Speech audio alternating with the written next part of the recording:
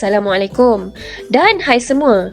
Tahu tak, menulis huruf hijaiyah ni sebenarnya sangat mudah dan seronok kalau kita tahu caranya.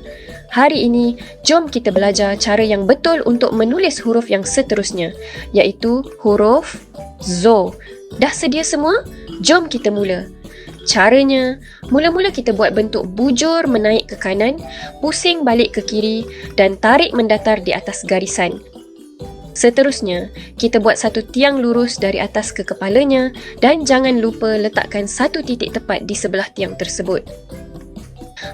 Nampak tak? Dah siap satu huruf Zo yang lengkap dengan tiang dan titik di atas. Jom, kita cuba sekali lagi untuk bagi lagi mantap. Ingat ya kawan-kawan, kita buat kepala bujur dulu, pacakkan tiang lurus dari atas dan letak satu titik di sebelahnya. Tarik perlahan-lahan dan siap. Mudah sangat kan huruf Zo ni? Jadi, jangan lupa ambil kertas dan pensel untuk praktis banyak-banyak di rumah tau.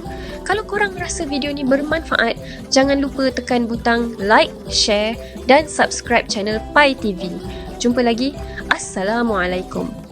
Hai semua, sokong channel kami dengan tekan butang like, share dan subscribe. Jumpa lagi. Assalamualaikum.